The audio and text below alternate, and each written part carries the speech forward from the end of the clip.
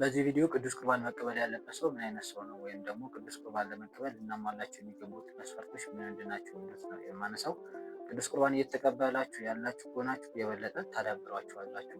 እየተቀበላችሁ ያልሆናችሁ ከሆናችሁ ደግሞ ከዚህ በኋላ አውቃችኋቸው እነዚህ ነገሮች አስተካክላችሁ መቀበል ትጀምራላችሁ ማለት ነው። እንግዲህ ቅዱስ ቁርባን መቀበል ያለበት ሰው ምን አይነት ሰው ነው ስንል የመጀመሪያው ማመንና መጠመቅ ነው፣ ወይም የእግዚአብሔር ልጅነት ማግኘት ሚስጥረ ጥምቀትህን መፈጸም ማለት ነው። ይሄ ብዙዎቻችን ያሟላነው ነገር ነው ማለት በ40 ቀናችን እና በ80 ቀናችን በእናት በአባቶቻችን እጅ ሆነን የተጠመቅን ስለሆነ አብዛኞቻችን። ከዛ ውጭ ግን ያለን ከሆንን ከሌላ ሃይማኖት መጣን ወይም በተለያየ ምክንያት ውስጥ የሆንን ከሆነ የልጅነት ጥምቀትን ካላገኘ ተምረን ምንድን ነው ከልጅነት ውጭ ሲሆኑ ሰዎች ሲሆኑ መጀመሪያ ስለሚማሩት ተምረን ከሌላ እምነት የሚመጣ ከሆነ ተምረን ከተማረን በኋላ ያው ተጠምቀን ወደ ቅዱስ ቁርባን እንሄዳለን። ከህፃንነት ግን ከሆነ ያው በህፃንነት ሚስጥረ ጥምቀት ሲፈጸም ከዛ በኋላ ከሚስጥረ ጥምቀት በኋላ ይፈጸማል ስጋውና ደሙን እንቀበላለን ማለት ነው። አሁን ፖይንቱ የቱ ጋ ነው? አብዛኞቻችን በልጅነታችን ተጠምቀናል። ያው ጥምቀት ሲፈጸም ደግሞ ብቻውን አይፈጸምም። በልጅነታችን ሚስጥረ ቁርባንን ተሳትፈናል፣ ከሚስጥረ ቁርባንም ማለት ነው።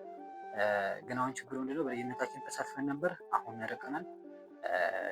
40ም 30ም 20ም ዓመት ሞልቶ ሊሆን ይችላል ከተቀበልን ወይም በልጅነታችን ከተጠመቅን ማለት ነው። ስለዚህ አሁን እንደዛ የሆነ ሰው ደግሞ ምንድነው ማሟላት ያለበት? እንግዲህ መጀመሪያ ጥምቀቱን አሟልቷል። ቀጥሎ የሚሆነው ምንድነው? ሚስጥረ ቁርባንን መማር ነው።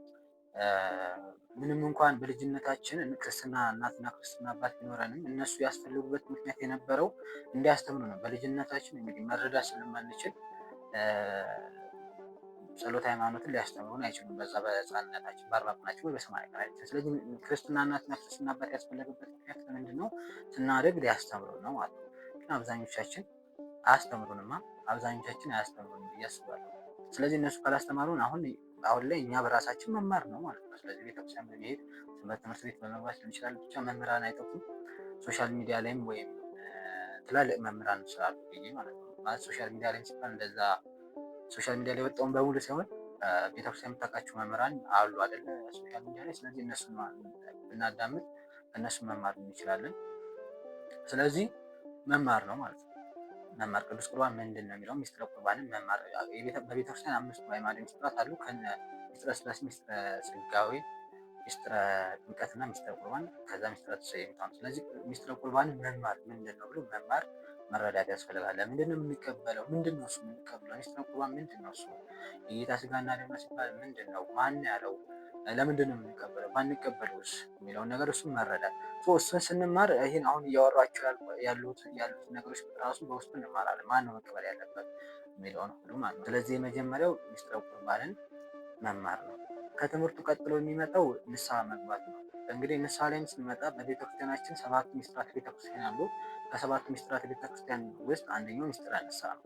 ስለዚህ ሚስጥረ ንስሐን ደግሞ መማር ያስፈልጋል። ንስሐ ማለት ሪፖርት አይደለም። ከአሁኑ ጋር ሄዶ ይሄን ሰርቻለሁ በቃ እዚህ ቀኖና ይሰጣሉ፣ ትእዛዙ ተደገመ አለቀ ማለት አይደለም። የሪፖርት እንትን አይደለም። ስቴፖች አሉት፣ ልናደርጋቸው የሚገቡ ነገሮች በውስጡ አሉት። በውስጡ ብዙ ዝርዝር ጉዳዮች አሉ። ስለዚህ ምንድነው ሚስጥረ ንስሐን መማር ያስፈልጋል ማለት ነው። ሚስጥረ ንስሐን ከተማርን በኋላ በተማርነው ልክ ከልብ ተጸጽቶ ንስሐ መግባት፣ ይሄ ሁለተኛው መስፈርት ነው። ሶስተኛው ንስሐ ብንገባም እንኳን ለጌታ ስጋና ደም የምንገባ አለመሆናችንን ማመን፣ የምንገባ አለመሆናችንን ማመን። ይሄ ማለት ነው ለጌታ ስጋና ደም ምንድነው ንስሐ ስለገባን ለጌታ ስጋና ደም በቃን ማለት አይደለም። እንኳን ንስሐ ገብተን ኃጢአት ሰርተን በኃጢአታችን ንስሐ ገብተን አይደለም፣ ኃጢአት ባንሰራ እንኳን ለጌታ ስጋና ደም የሚገባ ምንድነው ብንወለድ እንኳን ድጋሚ መላእክት እንኳን ለጌታ ስጋና ደም የሚገባ አይደለም።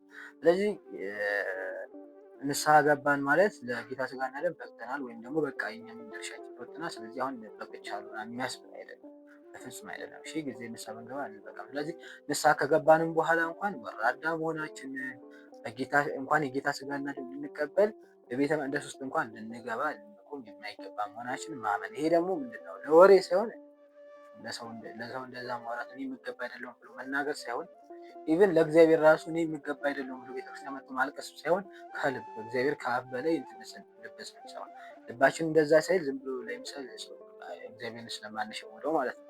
ስለዚህ ከልባችን የእውነት አምነንበት እኛ ለጌታ ስጋና ደም የምንገባ አለመሆናችን ማመንና ማልቀስ ያስፈልጋል። ንስሐ እንኳን ከገባ በኋላ ማልቀስ ያስፈልጋል። ለጌታ ስጋና ደም ስንቆም በመንቀጥቀጥ መቀበል ያስፈልጋል ማለት ነው። እነኚህ ነገሮች ካደረግን የጌታ ስጋና ደም እንዳንቀበል የሚከለክል ምንም አይነት ነገር የለም። ምክንያቱም የጌታ ስጋና ደም ለገሌ ሳይሆን የተሰጠው ለዓለም የተሰጠ ስለሆነ ዓለም ደግሞ ለመቀበል አባቶቻችን የሰሩት ዓለም ምንድን ነው? በዓለም ያለ ህዝብ ሁሉ ማንኛውም ህዝብ በየትኛውም ሃይማኖት ያለ ህዝብ በየትኛውም ሃይማኖት እንኳን የሌለው ቢሆን የጌታ ስጋና ደም የፈሰሰው ለሁሉም እስከሆነ ድረስ መቀበል ከፈለገ እነኚህ መስፈርቶች ማሟላት ነው። ከየት ጀምሮ?